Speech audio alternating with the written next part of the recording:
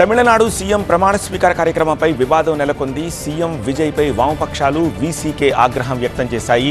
జాతీయ గీతం వందే మాతరం తర్వాత రాష్ట్ర గీతం పాడడాన్ని తప్పుబట్టాయి. ప్రభుత్వాన్ని వివరణ కోరాయి. ఈ వివాదంపై స్పందించిన మంత్రి అర్జున రాష్ట్ర గీతాన్ని అవమానించే ఉద్దేశం తమకు లేదు అన్నారు. 3వ స్థానంలో రాష్ట్ర గీతం ఆలపించడం సరికాదని వివరించారు. అధికారుల నుంచి వివరణ కోరతామని చెప్పారు. సీఎం చంద్రబాబు ఇవాళ ఢిల్లీకి వెళ్తారు. కేంద్ర హోంమంత్రి అమిత్ షా, జలశక్తి మంత్రి పాటిల్తో భేటీ అవుతారు. తర్వాత ప్రపంచ బ్యాంక్ ప్రతినిధులతో సమావేశమవుతారు. సాయంత్రం సిఐఐ వార్షిక సమావేశంలో పాల్గొంటారు. రాత్రి ఢిల్లీలోనే బస చేసి రేపు ఢిల్లీ నుంచి అస్సాంకు వెళ్తారు. అస్సాం సీఎంగా హిమంత బిశ్వ శర్మ ప్రమాణ స్వీకార మహోత్సవంలో సీఎం చంద్రబాబు పాల్గొంటారు. బీఆర్ఎస్ అధినేత కేసీఆర్ అధ్యక్షతన రేపు ఎర్రవెల్లిలోని ఫామ్ హౌస్లో పార్టీ ముఖ్య నేతలతోటి కీలక సమావేశం జరగనుంది. బీఆర్ఎస్ ఆవిర్భావ దినోత్సవం సందర్భంగా తీసుకున్న నిర్ణయాలకు అనుగుణంగా పార్టీ బలోపేతానికి సంస్థాగత నిర్మాణం, సభ్యత్వాల నమోదు, జిల్లాలు, శాసనసభ, పార్లమెంటరీ నియోజకవర్గాల ఇన్ఛార్జీల నియామకం, ఇతర పదవుల భర్తీ చర్చించనున్నారు. అలాగే ప్రభుత్వ వైఫల్యాలను ఎండగడుతూ ఆందోళన కార్యక్రమాలు, సభలు, సమావేశాల నిర్వహణ, భవిష్యత్ కార్యాచరణంశాలపై చర్చించి నిర్ణయం తీసుకోనున్నారు. దేశ ప్రజలకు ప్రధాని మోదీ 9 అప్పీల్స్ చేశారు. పెట్రోల్, డీజిల్ పరిమితంగా వినియోగించాలని, ప్రజలు ఎలక్ట్రిక్ వాహనాలను ఉపయోగించాలని సూచించారు. మెట్రో తరహా ప్రజా రవాణా వాడాలని, దుబారా ఖర్చులు తగ్గించుకోవాలని కోరారు. ఆడంబరాలు వద్దు అని, వీలున్నంతగా విదేశీ ప్రయాణాలు మానుకోవాలన్నారు. ఏడాది పాటు బంగారం కొనకుండా శపథం చేయాలని ప్రధాని అన్నారు. వంట నూనె వాడకం తగ్గించుకోవాలని, ఎరువులు, రసాయనాల వినియోగం సగానికి సగం తగ్గించాలని కోరారు. ఆన్లైన్ మీటింగ్లు, వర్క్ ఫ్రం హోమ్లు చేయాలని చెప్పారు.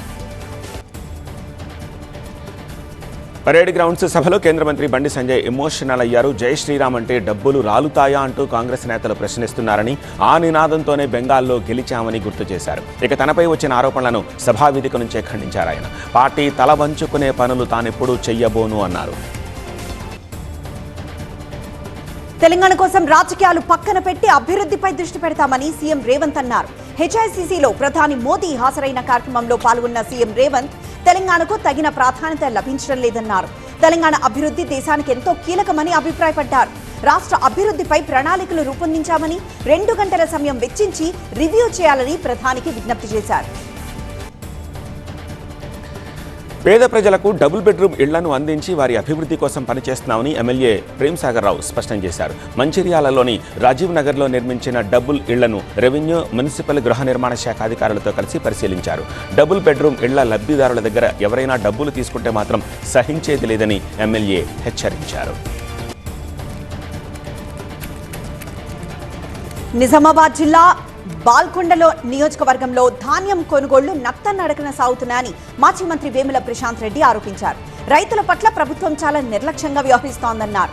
ప్రభుత్వం కొనుగోలు చేయాలని ఉద్దేశం లేకే రైతులు ప్రైవేట్ కమ్ముకోవాలని ప్రభుత్వం చూస్తోందన్నారు. రైతులకు మద్దతుగా నిరసన చేపడుతున్నామన్నారు. అకాల వర్షాల వల్ల చెన్నూరు నియోజకవర్గంలో వడ్లు కొనే పరిస్థితి లేదని మాజీ ఎమ్మెల్యే బాల్కసుమన్ మండిపడ్డారు. మంత్రి వివేక్ చెన్నూరు నియోజకవర్గ రైతులను పట్టించుకోవట్లేదని విమర్శించారు. బీఆర్ఎస్ హయాంలో యాసంగి సీజన్లో రైతులకు అన్ని విధాలా ఆదుకున్నాము అన్నారు. మేడ్చల్ జిల్లా సూరారం కాలనీలోని శ్రీ రామలీల మైదానంలో ఛత్రపతి శివాజీ మహారాజ్ పట్టాభిషేకం నిర్వహించారు. గోషామహల్ ఎమ్మెల్యే రాజాసింగ్ పాల్గొన్నారు. శివాజీ మహారాజ్ చరిత్రను, ఆశయాలను ప్రతి హిందువు తెలుసుకోవాలని, భావితరాలకు అందించాలని ఎమ్మెల్యే కోరారు. చరిత్ర తెలుసుకుని ఆయన ఆశయాలను కొనసాగించాలని రాజాసింగ్ పిలుపునిచ్చారు. ప్రతి హిందువు గోరక్షణ, గోసేవే చేయాలని సూచించారు. గుంటూరు జిల్లా తెనాలిలో పారిశుద్ధ్య పనులు సరిగా లేకపోవడంతో మంత్రి నాదెండ్ల మనోహర్ ఆగ్రహం వ్యక్తం చేశారు. తెనాలిలో వీధుల్లో తిరుగుతూ తనిఖీలు చేశారు. రోడ్డుపై చెత్తా చెదారం ఉండడాన్ని చూసి మున్సిపల్ కమిషనర్ని ప్రశ్నించారు. మురుగు కాలువలో పేరుకుపోయిన చెత్తను చూశారు. ఎన్నాళ్లకు చెత్త తీస్తారని మండిపడ్డారు. చినరావూరు డొంక రోడ్డు ప్రజలతో మాట్లాడారు. రోడ్డు అభివృద్ధి పనులను పరిశీలించారు. త్వరలో హెల్త్ కార్డ్స్ పథకం అమలు చేసేలా కూటమి ప్రభుత్వం కసరత్తు చేస్తోందని మంత్రి నాదెండ్ల మనోహర్ తెలిపారు. తెనాలిలోని క్యాంప్ కార్యాలయంలో 13 మంది లబ్ధిదారులకు 11,84,711 రూపాయల సీఎం రిలీఫ్ ఫండ్ చెక్కులను మంత్రి పంపిణీ చేశారు. నియోజకవర్గంలో ఇప్పటివరకు 537 మందికి 5.53 కోట్ల సీఎం రిలీఫ్ ఫండ్ పంపిణీ చేసినట్లు వెల్లడించారు. కూటమి ప్రభుత్వం 5 ఏళ్లలో 20 లక్షల ఉద్యోగాలు కల్పిస్తుందని మంత్రి సంధ్యారాణి అన్నారు. 23 నెలల్లోనే 24 లక్షల ఉద్యోగాల కల్పనకు సరిపడా పెట్టుబడులు సాధించామని అన్నారు. రానున్న రోజుల్లో ఏపీని మిగతా రాష్ట్రాలు ఆదర్శంగా తీసుకునే పరిస్థితి వస్తుంది అన్నారు. కడపలో ఒక కూడలికి టిప్పు సుల్తాన్ పేరు పెట్టడాన్ని అంగీకరించబోమని బీజేపీ నేత భానుప్రకాష్ రెడ్డి చెప్పారు. సుల్తాన్లు సైతాన్లు తమకు అవసరం లేదన్నారు. రామరాజ్యం కావాలని దేశం కోరుతోందన్నారు. కడపలో శోభయాత్రకు పోలీసులు అనుమతి ఇవ్వాల్సిందేనన్నారు. అనుమతి ఇవ్వకపోయినా శోభయాత్ర జరుగుతుందన్నారు. రాజమండ్రి ప్రజల కోసం నిర్వహించిన మెగా వైద్య శిబిరానికి మంచి స్పందన లభించిందని మాజీ ఎంపీ భరత్ అన్నారు. గతంలో మెగా జాబ్ మేళా పెట్టి నిరుద్యోగ యువతకు ఉద్యోగాలు కల్పించామని భరత్ గుర్తు చేశారు. మార్గాని భరత్ ఫౌండేషన్ ద్వారా నిరంతరం సేవా కార్యక్రమాలు అందించాలని నిర్ణయించామని చెప్పారు. నెల్లూరు జిల్లా బుచ్చిరెడ్డిపాలెంలో హనుమాన్ శోభాయాత్ర ఘనంగా నిర్వహించారు. హనుమాన్ జయంతి సందర్భంగా నిర్వహించిన శోభయాత్రను కోవూరు ఎమ్మెల్యే వేమిరెడ్డి ప్రశాంతిరెడ్డి ప్రారంభించారు. పట్టణంలోని డిఎల్ఎన్ఆర్ పాఠశాల దగ్గర నుంచి పురవీధుల్లో వైభవంగా సాగిన ఈ యాత్ర కోదండరామస్వామి ఆలయం దగ్గర ముగిసింది. భక్తులు ప్రజలు స్వచ్ఛందంగా ర్యాలీలో పాల్గొనడంతో పట్టణం శ్రీరామ నినాదాలతో మారుమోగింది. గుంటూరు జిల్లా పొన్నూరు మండలము మామిళ్లపల్లిలో ఉద్రిక్తత నెలకొంది. రైతులు మొక్కజొన్న నిల్వ చేసుకున్న రేకుల షెడ్డును తహసీల్దారు సీజ్ చేశారు. దీంతో అధికారికి రైతులకు మధ్య వాగ్వాదం జరిగింది. తహసీల్దార్ కారుకు రైతులు అడ్డుపడ్డారు. వరంగల్ ఉమ్మడి జిల్లాలో అన్నదాతలను అకాల వర్షాలు అతలాకుతలం చేస్తున్నాయి. వారం రోజులుగా కురుస్తున్న వర్షాలతో పంటలకు తీవ్ర నష్టం జరిగింది. కొనుగోలు కేంద్రాల్లో ధాన్యం మొక్కజొన్నలు తడిసిపోవడంతో రైతులు తీవ్ర ఇబ్బందులు పడుతున్నారు. మరో 2 రోజుల పాటు వర్షాలు ఉంటాయన్న సమాచారంతో రైతులు ఆందోళన చెందుతున్నారు. వరంగల్ జిల్లా ఎలుగూరు నెక్కొండ రైల్వే స్టేషన్ సమీపంలో రైల్వే ట్రాక్ పక్కనే ఎండిన పొలానికి రైతులు నిప్పుపెట్టారు. మంటలు ఎగిసిపడడంతో పొగలు ట్రాక్ను కమ్మేశాయి. దీంతో సికింద్రాబాద్ నుంచి భద్రాచలం వెళ్లే కాకతీయ ఎక్స్ప్రెస్ను 30 నిమిషాల పాటు నిలిపివేశారు. రైల్వే సిబ్బంది వెంటనే రంగంలోకి దిగి మంటల్ని అదుపులోకి తీసుకురావడంతో ప్రమాదం తప్పింది. రైల్వే ట్రాక్ పక్కన జాగ్రత్తగా ఉండాలని పోలీసులు సూచించారు. అల్లూరి జిల్లా పాడేరు ఏజెన్సీలోని పలు ప్రాంతాల్లో ఈదురుగాలులతో కూడిన వర్షం కురిసింది. చింతపల్లి మండలం లోతుగడ్డలో చెట్లు పడిపోవడంతో పాడేరు చింతపల్లి మధ్య రాకపోకలకు అంతరాయం ఏర్పడింది. ఉపరితల ఆవర్తన ప్రభావంతో రాబోయే 48 గంటల్లో నైరుతి బంగాళాఖాతంలో అల్పపీడనం ఏర్పడే అవకాశం ఉందని ఏపీ విపత్తుల నిర్వహణ సంస్థ తెలిపింది. బీహార్ నుంచి కోస్తాంధ్ర తీర ప్రాంతం వరకు ద్రోణి విస్తరించి ఉంది. దీని ప్రభావంతో గురువారం వరకు కోస్తాంధ్ర రాయలసీమల్లో కొన్ని ప్రాంతాల్లో మేఘావృతమైన వాతావరణం, మరికొన్ని చోట్ల పిడుగులతో కూడిన వర్షాలు పడొచ్చని అంచనా వేశారు. గంటకు 30 నుంచి 50 కిలోమీటర్ల వేగంతో ఈదురు గాలులు వీచే అవకాశం ఉంది. నంద్యాలలో ఫెన్సింగ్ కోచ్లు క్రీడాకారుల సమావేశం జరిగింది. ఈ సమావేశంలో ఏపీలో పలు జిల్లాలకు చెందిన ఫెన్సింగ్ కోచ్లు క్రీడాకారుల తల్లిదండ్రులు పాల్గొన్నారు. గత 3 ఏళ్లుగా ఫెన్సింగ్ క్రీడాకారులకు జరిగిన అన్యాయంపై చర్చించారు. న్యూ ఫెన్సింగ్ అసోసియేషన్ ఏర్పాటు చేయాలని తీర్మానం చేశారు. దళిత హక్కుల పరిరక్షణకు ప్రాణత్యాగం చేసిన మహనీయుడు పివి రావు అని మాల మహానాడు జాతీయ అధ్యక్షుడు చెన్నయ్య అన్నారు. హైదరాబాద్లో పివి రావు 74వ జయంతిని మాల మహానాడు ఆధ్వర్యంలో ఘనంగా నిర్వహించారు. ఈ సందర్భంగా పివి రావు చిత్రపటానికి పూలమాల వేసి నివాళులర్పించారు. దళితుల ఐక్యత కోసం ఉద్యోగంతో పాటు జీవితాన్ని త్యాగం చేసిన పివి రావు చిరస్మరణీయుడు అన్నారు. హైదరాబాద్ రామంతపూర్లో ప్రజావాణి స్వచ్ఛంద సంస్థ ప్రతినిధులు నిరసన తెలిపారు. రోడ్డు పాడైపోయి చాలా కాలమవుతోందని అధికారులకు విజ్ఞప్తి చేసినా పట్టించుకోవడం లేదని మండిపడ్డారు. సమస్యను పరిష్కరించాలని పాడైపోయిన రోడ్డు దగ్గర బైక్కు కట్టెలు కట్టుకుని మోసుకొస్తూ నిరసన తెలిపారు. ఇప్పటికైనా అధికారులు సమస్యను వెంటనే పరిష్కరించాలని కోరారు. పట్టించుకోకపోతే కార్పొరేషన్ ఆఫీస్ ముట్టడిస్తామని హెచ్చరించారు. హైదరాబాద్ బాలాపూర్ స్టేషన్ పరిధిలో యువకుడు హత్యకు గురయ్యాడు. ఉస్మాన్ నగర్ ప్రాంతంలో గుర్తు తెలియని వ్యక్తులు దారుణంగా చంపేశారు. విషయం తెలుసుకున్న బాలాపూర్ పోలీసులు సంఘటనా స్థలాన్ని పరిశీలించారు. డాగ్ స్క్వాడ్ రంగులోకి దించి ఆధారాలు సేకరిస్తున్నారు. ఆ యువకుడు ఎవరు అనే దానిపై ఆరా తీస్తున్నారు. తిరుపతి జిల్లా చంద్రగిరి మండలం తొండవాడ బ్రిడ్జ్ దగ్గర ప్రమాదం జరిగింది. కారు అదుపు తప్పి అవతల రోడ్డులో వస్తున్న ఆర్టీసీ బస్సును ఢీకొట్టింది. ఈ ప్రమాదంలో ఒకరు మృతి చెందారు. మరొకరి పరిస్థితి విషమంగా ఉండడంతో ఆసుపత్రికి తరలించారు. కారులో ఇరుక్కుపోయిన మహిళ మృతదేహాన్ని క్రేన్ సాయంతో పోలీసులు బయటికి తీశారు. మృతురాలు తిరుపతికి చెందిన సుగుణలతగా గుర్తించారు. ఏలూరు జిల్లా నాయుడుగూడెంలో 11 ఏళ్ల రిషిబాబు అనుమానాస్పద స్థితిలో మృతి చెందాడు. నాయుడుగూడెంకి చెందిన పిట్టా వినోద్ తన భార్య ప్రవర్తనపై అనుమానం పెంచుకున్నాడు. కుమారుడు రిషిబాబు తనవాడు కాదని తరచూ భార్యతో గొడవ పడేవాడు. చివరకు అల్లుడే తన మనవణ్ణి దారుణంగా హతమార్చాడని తాత రమేష్ పోలీసులకు ఫిర్యాదు చేశారు. తండ్రి వినోద్ను అదుపులోకి తీసుకున్న పోలీసులు విచారిస్తున్నారు. శ్రీకాకుళం జిల్లా పలాస రైల్వే స్టేషన్ సమీపంలో రైల్వే ఎల్సీ గేట్ ను ఒక ప్రైవేట్ ట్రావెల్స్ బస్సు ఢీకొట్టింది. దీంతో రైల్వే సిగ్నలింగ్ వ్యవస్థలో సాంకేతిక సమస్య ఏర్పడింది.